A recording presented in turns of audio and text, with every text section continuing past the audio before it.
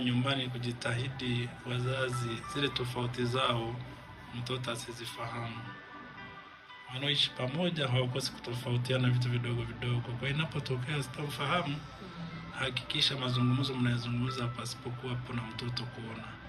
So kila kinachomzunguka kinamwathiri kisaikolojia. Kwa hiyo ni bora kama kuna mambo ya kuzungumza, mzungumze, si mambo watoto hawapo. Wenyewe wanatamani kuona mazingira yakiwa ya furaha, ya maelewano, na wenyewe wataishi maisha hayo. Kwa mfano mimi binafsi nikichukulia mfano, tangu nizaliwe mpaka najitambua sikuwahi kuona baba anagombana na mama wanajibizana. Na sasa hivi vile vile na miaka 11 kwenye ndoa, sina kumbukumbu nikiwa najibizana na mke wangu mbele ya watoto, kwa sababu nilikuwa nikiona hivyo wazazi wangu hawaongei, kwa mimi naona ndio maisha yenyewe.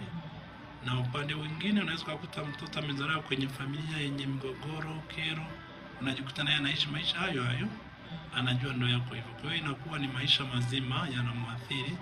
Ndio maana mtoto mwema anaandaliwa, lazima mazingira yawekwe sawa, asaidiwe kwa makusudi kwa ajili ya kuja kuwa mtu wa pekee baadaye. Sawa, hongera sana kwa miaka 11 ya ndoa, na pia hongera nyingine kwa kuwa na wazazi ambao wamekulea katika hali ambayo na wewe naamini hukutamani kuwa na migogoro katika ndoa yako.